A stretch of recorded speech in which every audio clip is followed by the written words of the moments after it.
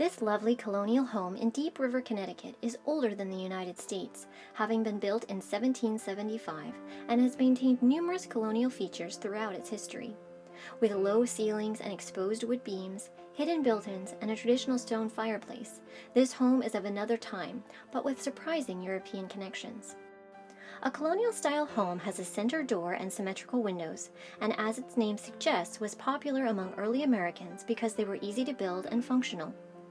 This home was built by Captain Noah Platts, a Revolutionary War veteran who built it for his family amidst the turmoil of war. Frederick Platts, Noah's grandfather, emigrated from Germany in the early 1700s at the age of 18. We often think of colonialists as English, but large numbers of German immigrants settled in the U.S. prior to the Revolutionary War, in search of religious freedom and a better life in the form of land ownership. Noah was born on September 4, 1742, in this town, which was formerly known as Saybrook, to Obadiah Platts and Hannah Lane. Noah married Lucretia Chapman around 1772. He was 30, she was 36. The Chapmans were some of the earliest settlers of Saybrook and held large amounts of land, so this property may have belonged to the Chapman family. By 1775, when Noah and Lucretia built this home, they had 3 children: Lucretia, aged 4, Obadiah, aged 2, and Lucy, aged 1. Young Obadiah passed away in 1775, so he may not have lived in this home. On January 7, 1777, Noah and Lucretia welcomed a second son, whom they named Obadiah. Just a few short months later, Noah was called to serve in the war. Connecticut was largely spared from Revolutionary War battles, unlike Massachusetts and New York. But on the night of April 25, 1777, British forces destroyed Continental Army supplies in the nearby town of Danbury, Connecticut. Noah marched to New Haven, where he served for 5 days, but he did not fight.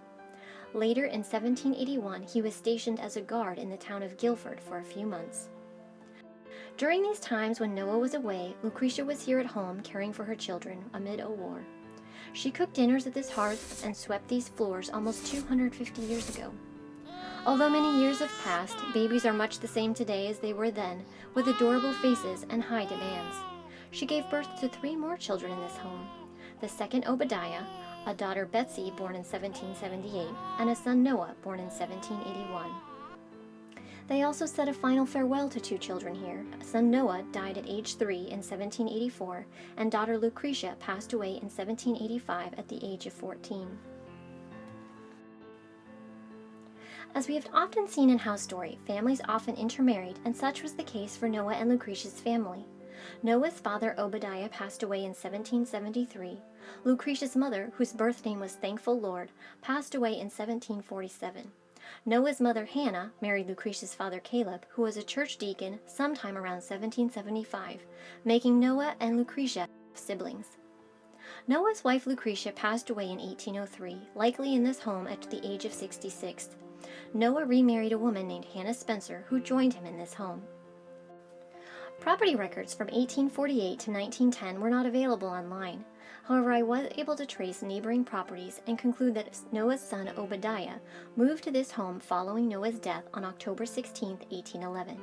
He moved in with his wife Temperance and his 3 children.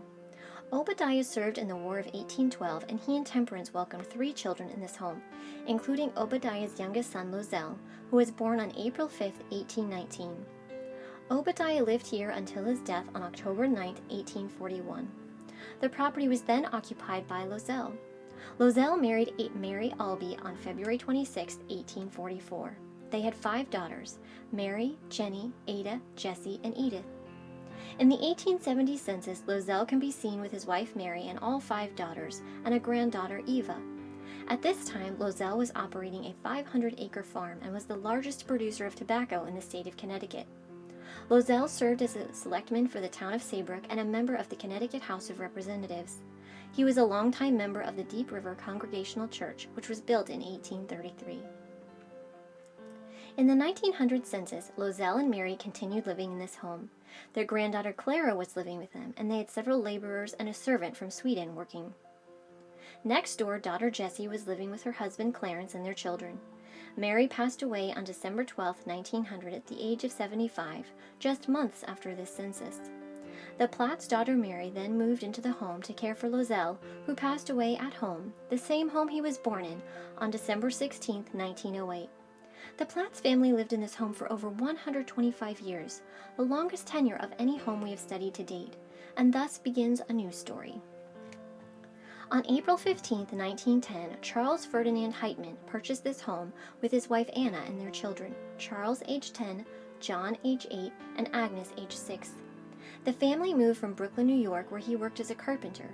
I imagine the children running and playing around the many acres of land, a far cry from the busy streets of Brooklyn.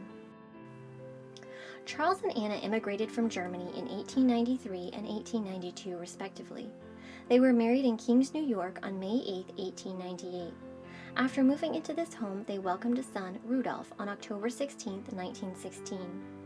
By 1920, Charles and his children were working at the Pratt Reed Piano Company. Pratt Reed was founded in 1798, producing buttons, beads, and billiard balls from elephant tusks. By 1839, the company began manufacturing piano keys, which is what the Heitman family did. By 1930, Charles' son, Charles Henry, was living in this home with his wife Mildred and daughter Edith, and he continued working at the piano factory. Charles and Anna were living a few miles away, though they still owned this home. Anna Heitman passed away on January 30, 1944, followed by Charles Ferdinand, who passed away on February 29, 1952. This house was then sold and divided among their 4 children. For a home built in colonial times, this home has strong German connections, both with the Platt's family and later the Heitman family. Nearly 20 children grew up in this house, running through the halls and playing in the fields outside, but today it feels like it could be a museum.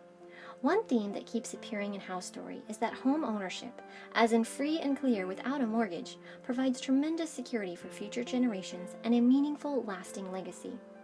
While owning a home outright today may take decades, the future benefit can last centuries. Noah Platts built this home, which became a refuge for his son and grandson for over a century. Today, this home is ready to usher in a new legacy.